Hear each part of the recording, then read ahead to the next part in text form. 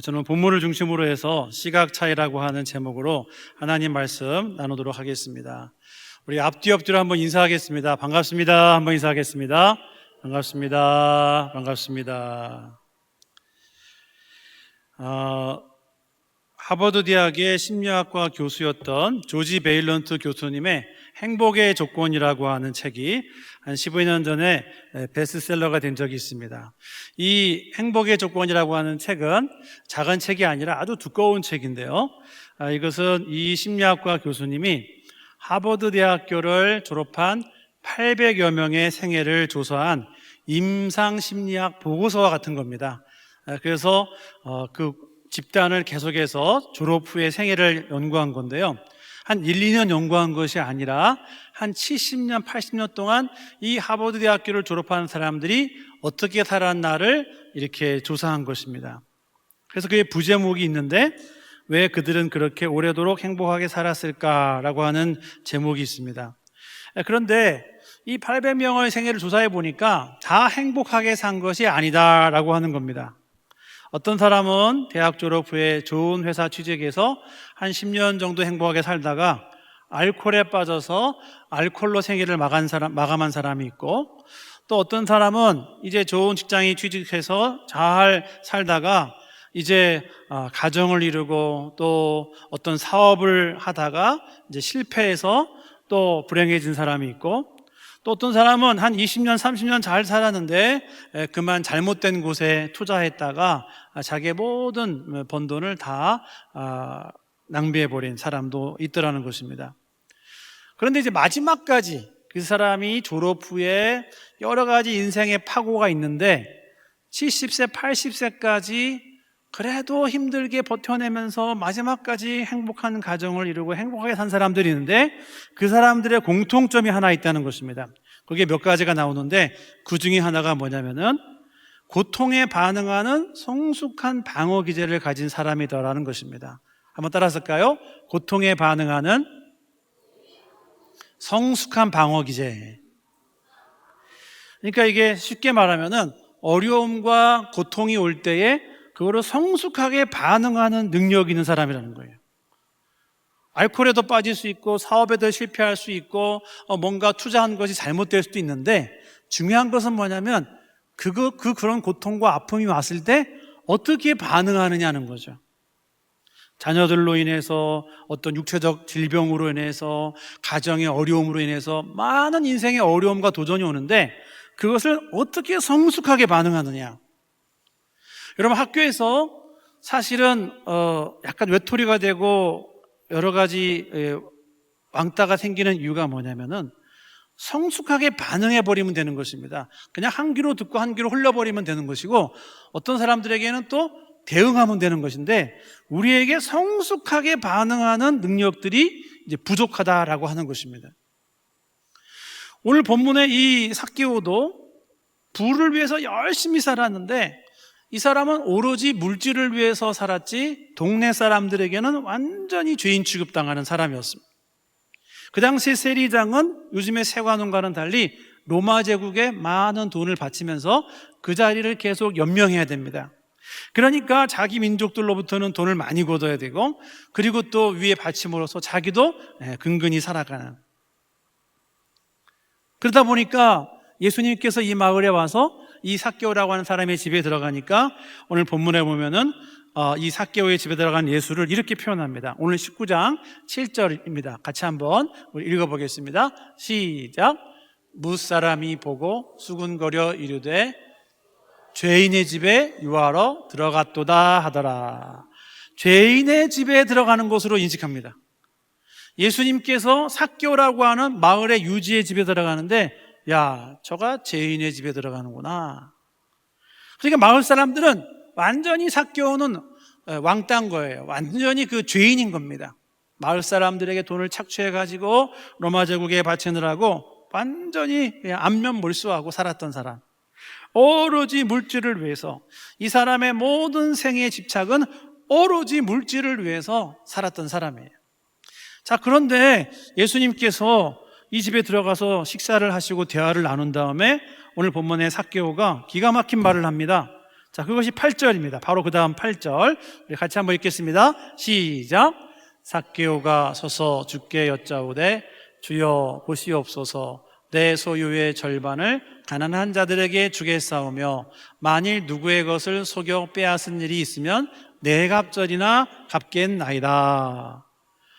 구약의 이 배상법으로 자기가 갚겠다는 겁니다. 앞으로는 이런 짓거리 하지 않겠다는 겁니다.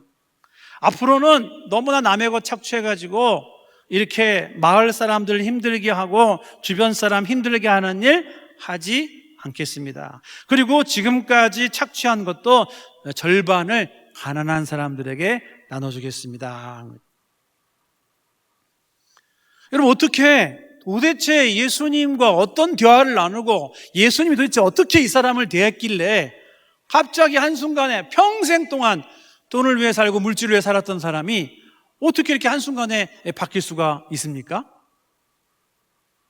예수님 도대체 어떻게 이 사람과 대화를 했길래 어떻게 삭개오란 이 사람이 완전히 자기의 모든 것들을 내려놓았습니까?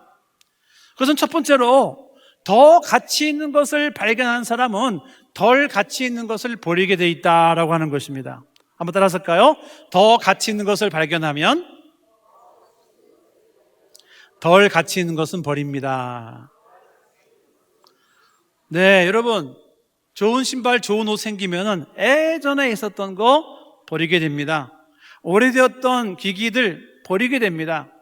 아까워도 이제 모든 기능이 다 들어간 핸드폰 나오면은 예전에 있던 별거 안 되는 사진기들 이제 핸드폰에 다 있기 때문에 이제 별로 중요하지 않게 됩니다. 오늘 이 삭개오가 달라진 이유는 더 가치 있는 것을 발견한 것입니다. 예수라고 하는 사람을 통해서, 예수님을 통해서 이 삭개오가 평생의 최고라고 추구했던 것을 이게 다가 아니었구나. 난 이걸 얻었지만 많은 사람들에게 존경도 못 받고 그렇게 로마에다 갖다 바쳤는데 계속 매년 초조하게 살아야 되는 이 불쌍한 인생, 이것을 발견하고 예수라고 하는 분을 발견하고 예수님 안에 가치 있는 것을 발견하고 자기가 평생 추구했던 모든 것들을 오늘 이 시간 내려놓게 되었다라고 하는 것입니다. 더 놀라운 것은 9절에 예수님의 평가입니다. 예수님께서 이 삭개오를 어떻게 평가했느냐? 자, 9절 말씀 같이 한번 또 읽겠습니다. 시작. 예수께서 이르시되 오늘 구원이 이 집에 이르렀으니 이 사람도 아브라함의 자손이미로다. 무슨 말이죠? 구원받은 것입니다. 삭개오가 단순한 회개가 아니라 완전히 돌이켜서 제가 앞으로 이렇게 살지 않겠습니다 라고 고백하는 순간 오늘 삭개오의 집에 구원이 이룬 줄 믿으시기 바랍니다. 여러분, 어떻게 이 사람이 바뀌었습니까? 어떻게 이 사람이 예수님 안에서 완전히 변화되어서 자기가 그동안 추구했던 모든 것들을 배설물로 여기고 완전히 다른 사람이 되었습니까? 그것은 삭개오가 진짜 가치 있는 것을 발견했기 때문입니다. 여러분, 우리가 아직도 목사요, 장로요, 권사요, 집사요, 크리스찬이지만은 아직도 세상의 것들에 약간의 마음이 있고 예수님보다 더 중요한 것을 가지고 있는 분이 계시다면은 저와 여러분들이 아무리 목사요, 장로요, 권사하더라도 진짜 가치 있는 것을 아직 발견하지 못했다라고 볼 수 있는 것입니다. 아닙니다. 나 예수님 압니다. 여러분 가운데서 나 성경 많이 압니다 해도 우리의 삶 속에서 아직도 삭개오처럼 내려놓지 못한 것이 있다고 한다면은 그것은 더 가치 있는 주님 안에 있는 복음을 발견하지 못했다고 볼 수가 있는 것입니다.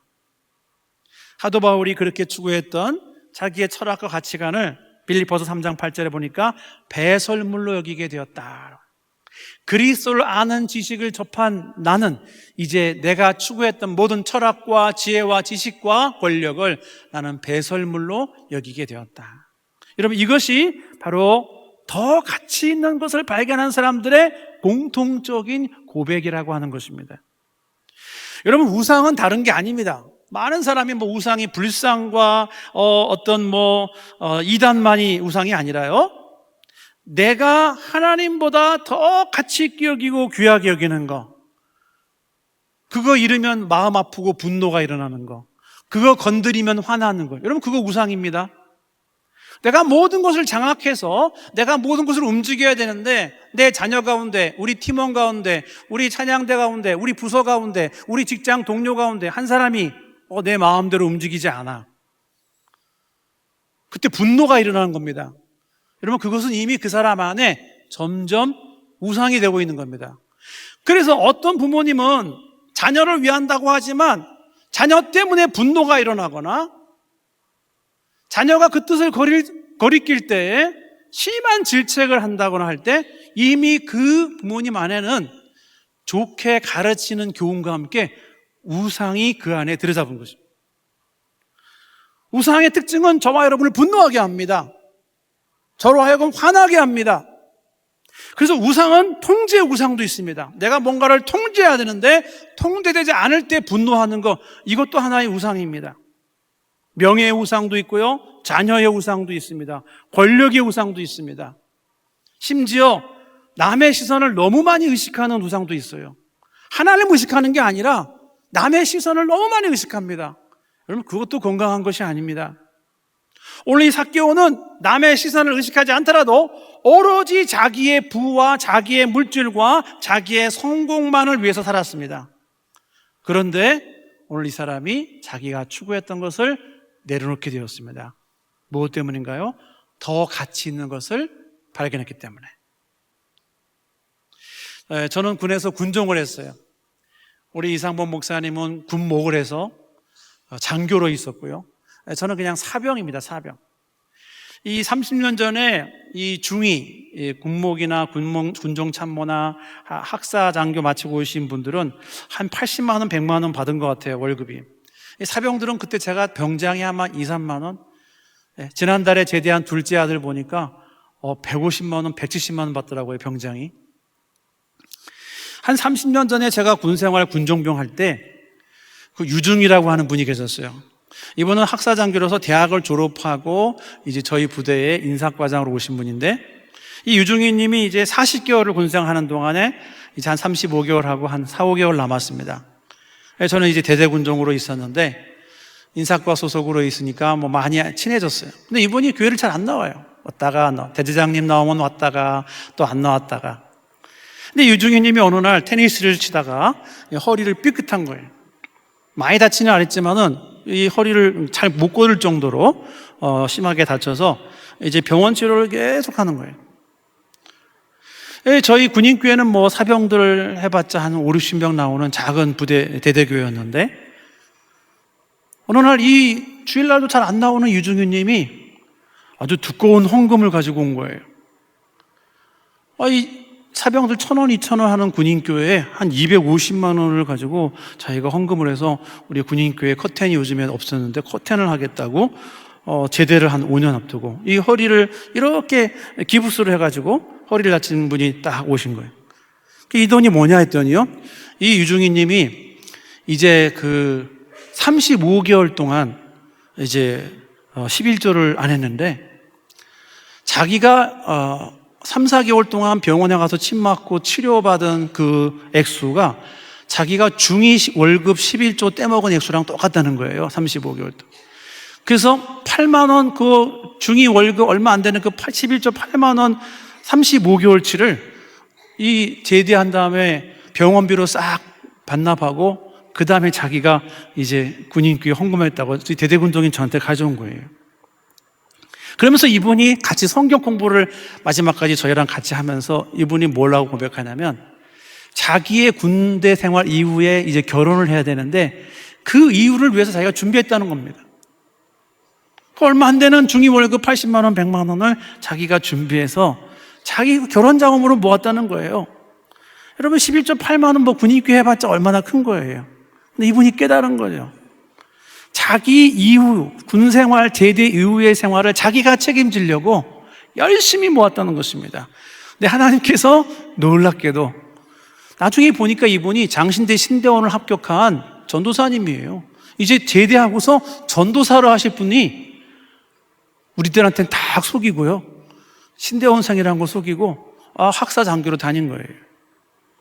여러분, 제가 무슨 말씀을 드리느냐, 오늘 우리 안에 우상이 들어오면요 목사, 장로, 권사 필요 없습니다. 오늘 내 안에 우상으로 딱 자리 잡으면요, 아무리 아르바이트, 아무리 열심히 해서 하나님이 건강 주고 하나님 물질 줘도요, 8만 원, 9만 원에 내 모든 것을 거기에 쏟게 돼 있어요.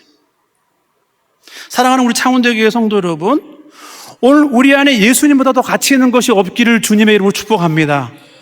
그 물질과 그 권력과 그 건강을 추구하다가 하나님이 불어버리실 때 놓치지 않기를 주님의 이름으로 축복합니다. 그러려면 더 가치 있는 것을 발견해야 됩니다. 내가 추구하는 것보다 더 가치 있는 것, 덜 가치 있는 것은 과감하게 버릴 수 있기를 주님의 이름으로 축복합니다. 자, 그렇다면 어떻게 해서 이 삭개오가 예수님을 만나고서 변화되었는가?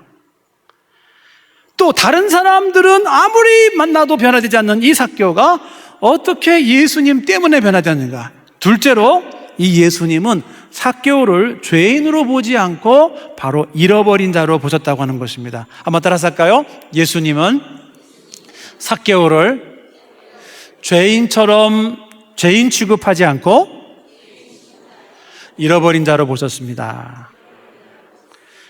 모든 마을 사람들은 죄인처럼 취급했어요. 저놈의 나쁜 놈, 우리 마을을, 우리 공동체를 초토화시키고 저 제국에 가서 자기 입신양명을 하려고 하는 악한 자로 봤어요. 죄인으로 보았거든요. 죄인의 집에 들어가는 도다.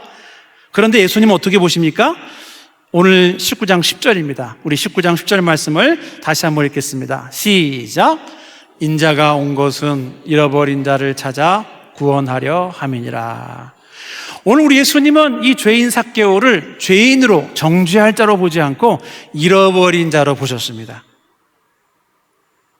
하나님에게서 잃어버린 자, 하나님이 잃어버린 자, 마치 그 탕자의 아들처럼 형은 탕자 동생이 돌아왔을 때 저놈 저 나쁜 놈, 아버지 재산을 다 탕진한 놈이라고 봤지만 아버지는 잃어버린 자로 보았습니다. 사랑하는 내 아들이 돌아왔구나, 사랑하는 네 동생이 돌아왔다. 여러분, 잃어버린 자는 어떤 자이냐면은 오늘 저와 여러분들에겐 별로 도움이 안 되는 자라는 말합니다.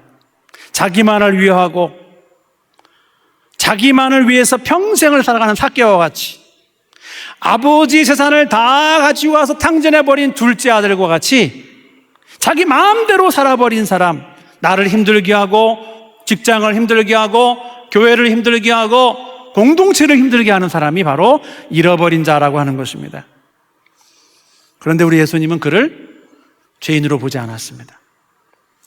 친구가 없는 왕따로 보지 않고 내가 너를 위해 이 땅에 왔다고 말씀하신 것입니다. 잃어버린 자를 찾으러 나오신 예수님의 시각을 우리 창원대교회 모든 성도님들이 회복할 수 있기를 주님의 이름으로 축복합니다. 여러분, 신경숙 그 여성 소설가의 엄마를 부탁해라고 하는 소설을 읽어보신 분이 계실 겁니다. 엄마를 부탁해. 이 소설은 이제 치매에 걸린 어머니를 잃어버린 이야기입니다. 엄마를 잃어버린 지 벌써 일주일, 치매에 걸린 어머니를 서울역에서 잃어버린 가족 이야기입니다. 자신들을 키우다가 이제 치매에 걸려서 서울역에서 아버지와 오시다가 그만 지하철에 타신 줄 알았는데 서울역에서 잃어버린 어머니를 놓고 이제 나누는 가족 이야기입니다. 그 책에 이런 부분이 나옵니다. 이 딸은 글을 쓰는 사람이고 그 어머니는 박소녀라고 하는 어머니이신데 이제 치매에 걸린 거죠. 자, 그 소설의 한 대목을 제가 읽어드리겠습니다. 아내가 딸이 쓴 책을 읽어달라고 했으면 그때 당신이 읽어주긴 했을까? 아내를 잃어버리기 전에 당신은 아내를 거의 잊고 지냈다. 잊고 지내지 않을 때는 대부분 무엇을 청하거나 탓하거나 방치했다. 습관이란 무서운 것이었다. 다른 사람들 앞에서는 공손한 말씨를 쓰다가도 아내에게만 오면 말투가 퉁명스럽게 변했다. 가끔은 당신은 고향 사람들만이 쓰는 욕설이 튀어나오기도 했다. 당신의 공손한 말투는 아내에게 써서는 안 된다고 어디 책에 나와 있는 것처럼 굴었다. 이제 자녀의 시점에서 어머니를 표현한 거죠. 자, 이런 대목도 있습니다. 자식들도 별반 다르지 않았다. 큰딸에 대해 말하는 대목에서 어머니 박소녀 씨는 이렇게 말합니다. 도시로 나온 뒤 넌 어땠는가? 넌 엄마에게 늘 화를 내듯 말했다. 엄마가 뭘 아느냐고 대들듯이 말했다. 엄마가 돼서 왜 그래? 책망하듯 말했다. 엄마가 알아서 뭐 할 건데? 무시하듯 말했다. 어느 독자는 이 대목에서 목 놓아 울었다고 합니다. 왜냐하면 자신이 친정 어머니에게 했던 말투와 너무나 닮았기 때문에. 그러니까 이 가족들에게 이미 치매에 걸린 어머니는 잃어버린 자인 거죠. 육신으로 잃어버리기 전에 이미 가족들에게 잃어버린 자 되었다라고 하는 것입니다. 어느 날 저희 교회 성도님이, 목사님, 저희 어머니가 치매가 오셨어요. 요즘에 많지 않습니까? 이제 연령이 길다 보니까. 근데 이 성도님이 그러는 거예요. 목사님, 초기 치매지만 너무 힘들어요. 항상 뭔가를 찾으시고 뭔가를 센터에서 가져오시고 그래서 너무나 힘들어요. 누님들이 모시다가 저희 집에 왔는데 초기 치매이시지만 너무 힘들어요. 어느 날은 너무 힘들어서 우리 어머니 하나님 빨리 데려가셨으면 좋겠어요. 그런 기도가 나올 때도 있다는 거예요. 그런데 어느 날 그렇게 힘들게 어머니를 모시다가도 자기가 이 중고등학교 시절 어머니 속을 너무나 썩여드리고 공부 안 하고 방황하고 오랫동안 속 썩여드린 자기를 기다려주신 어머니를 생각하면 눈물이 난다는 거예요. 그때 우리 어머니가 얼마나 참았을까 생각하니 눈물이 나가지고 어느 날 밉다가도 눈물이 나온다는 겁니다.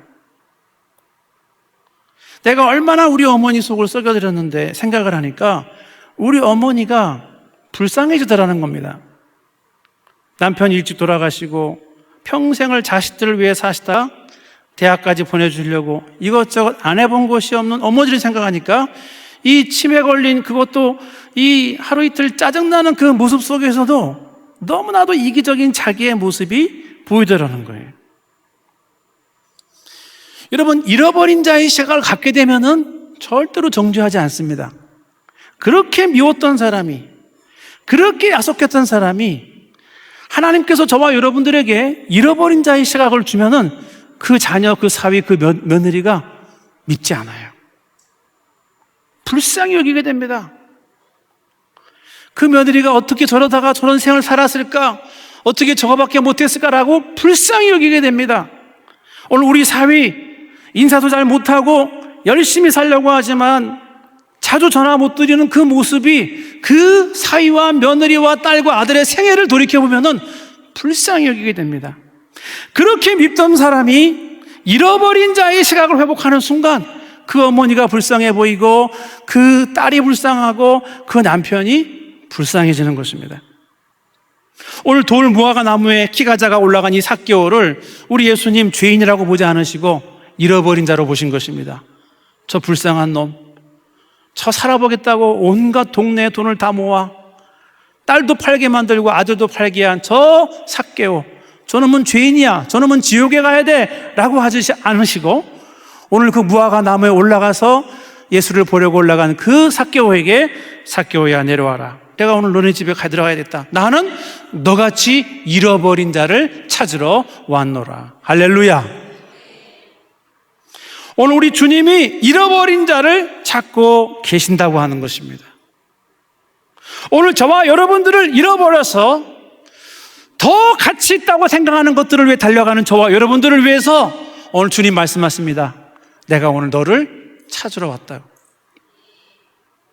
여러분, 사랑하는 우리 남편 아내가 아직 우리 교회 나오지 못하고 창원대교회 나오지 못하고 주님 알지 못한다고 버리면 안 됩니다. 잃어버린 자로 봐야 됩니다. 잃어버린 드라크마와 잃어버린 달란트를 찾기 위해서 찾고 찾아 나선 그 잃어버린 한 마리의 양을 위해서 벼랑 끝까지 오신 예수님처럼 오늘 저와 여러분들이 우리의 남편과 아내와 부모님과 우리 가족 중에 아직도 하나님 알지 못하는 우리 사위, 며느리, 딸을 잃어버린 자로 보고 기도하는 순간 하나님께서 언젠가 저와 여러분들을 통해서 불러주실 줄 믿습니다. 사랑하는 창원대교회 성도 여러분, 오늘 저와 여러분들의 잃어버린 자의 시각이 회복될 수 있기를 주님의 이름으로 축복합니다. 마지막 세 번째로, 우리의 시각이 변화되면 영혼을 살리게 됩니다. 한번 따라할까요? 우리의 시각 차이가 영혼을 살립니다. 여러분, 예수님과 우리와 마을 사람들의 차이점이 뭐였습니까? 능력이 있고 없고가 아닙니다. 시각이 다른 거예요. 내 남편을 바라보는 시각이 다르고, 나를 힘들게 하는 우리 아내와 가족들과 직장 동료를 바라보는 시각이 다른 거예요. 그 사람이 달라진 게 아닙니다. 내 시각이 우리 남편을 향해서 불쌍한 마음이 드는 거죠. 이 사람이 자라온 환경과 이 사람이 우리 부모님이 자라온 환경과 시대를 볼 때 불쌍한 겁니다. 그렇게까지밖에 행동이 안 되는. 여러분, 어떤 자녀가 저와 여러분들에게 내가 우리 공부 못해가지고 우리 엄마 속을 뒤집어 놔야지, 그런 자녀가 누가 있어요? 열심히 하는데 안 되는 거죠. 어떤 아내가 내가 우리 남편 밥을 안 해줘가지고 날마다 속을 뒤집어 놔야지, 그런 아내는 없습니다. 나름대로는 열심히 하는데 잘 안 되는 거죠. 여러분, 창원도의 교회 안에 잃어버린 자들이 있을 수가 있습니다. 여러분, 부서에 별로 도움이 안 돼요. 여러분, 전도회, 권사회 나와봤자 그건 별로 도움 안 돼요. 항상 자기만을 위해서 살아가는 사람이기 때문에 오히려 안 나오는 게 도움이 되는 그런 사람이 있을 수 있습니다. 그런데 우리 주님 말합니다. 그가 잃어버린 자라는 겁니다. 오늘 중고등부에 우리 주일학교에 나와도 별로 티가 안 내고 저가 교사인지 아닌지, 저분이 정말 열심히 하는 자인지 아닌지 별로 구분이 안 가는 사람, 그분이 사실은 잃어버린 자일 수 있다는 거죠. 누구를 만나야 됩니까? 잃어버린 자의 시각을 가진 사람을 만나야 됩니다. 그럴 때 그가 진짜 가치 있는 것을 발견하고 자기를 다르게 대해주는 그 예수를 만날 때 그가 추구했던 것을 하나씩 내려놓게 됩니다. 말씀을 마치면서 저희 교회 한 사역자를 소개하고 싶어요. 보통 이제 전도사님들이 신대원당에다가 한 3년 하면 이제 다른 교회 가서 또 훈련을 받습니다. 인턴이고 훈련받는 기간이기 때문에 한 3, 4년 하면 또 다른 교회 가서 훈련하시는데, 이 김전도사님 분이 제가 이 교회 왔을 때 같이 이제 제가 뽑은 신대원 1학년 전도사인데 참 열심히 하세요. 근데 이분이 3년 잘하고 이제 다른 교회로 가셔야 되는데, 이제 다른 데로 가신다고 하니까 어떤 한 권사님이 오셔가지고, 목사님 너무 섭섭해요. 그래서 아니, 권사님 뭐가 섭섭해요? 이거 청년부 사역자이고 권사님하고 아무 상관도 없는데 뭐가 섭섭하세요? 그랬더니 이 권사님이 자기 아들하고 유일하게 밥 먹어준 전도사님이라는, 이 아들은 교회 잘 나오지도 않습니다. 가끔 술에 취해가지고 부모 속을 뒤집어 놓는, 교회에 별로 신앙이 없는 그런 아들이에요. 저도 만나려고 했지만 만날 수가 없어요. 너무 세상에 취해 있어가지고. 그런데 유일하게 이 김 전도사님은 자기 아들을 만나서 밥을 같이 먹었다는 거예요. 그래서 제가 이제 불렀죠. 전도사님, 야, 이 아들 만나기 힘든데 이 권사님 아들 어떻게 만나서 식사했냐 그러니까, 목사님이 꼭 먹으라고 했잖아요. 제가 꼭 만나서 먹으라고 했다는 거예요. 나는 노력해도 안 되는데 당신 어떻게 만나느냐. 최선을 다해서 날짜 바꾸고 약속 바꾸면 또 그 다음에 또 문자 보내고, 그 다음에 또 그 사람이 원하는 시간에, 그 사람이 편한 시간에, 편한 요일에 또 바꿔서 도저히 전도사님은 같이 먹어야겠대서 그 아들이 먹었다는 겁니다. 여러분, 잃어버린 자의 시각을 가지고 있으면요, 절대로 미워하지 않습니다. 불쌍히 여기게 됩니다. 그리고 그 영혼을 놓고 기도하게 되고 하나님이 기회를 주십니다. 만날 기회를 주시고요, 환경을 바꿔주시고, 그리고 눈물로 기도하는 누구가 있는 이상 반드시 누군가를 통해서도 만나게 해주십니다. 사랑하는 우리 창원대교회 성도 여러분, 오늘 우리 가족 중에 우리 부서의 청소년, 청년, 또 우리 사위 며느리, 아직 하나님 모르는 우리 아들과 딸 누가 살릴 수 있을까요? 잃어버린 자의 시각을 가지고 있는 분이 있어야 됩니다. 잃어버린 자로 바라보는 시각, 정죄하는 큰아들의 시각이 아니라, 정죄하는 그 마을 사람들의 시각이 아니라 잃어버린 아들처럼 바라보는, 불쌍히 여길 수 있는, 그 사위와 며느리를 불쌍한 눈으로 바라볼 수 있는 시각을 가진 사람만이 그 사위와 며느리를 살릴 수 있다는 것을 믿으시기 바랍니다. 우리 창원교회 모든 성도님들이 이 시각을 회복하여 영혼을 살릴 수 있기를 주님의 이름으로 축복합니다.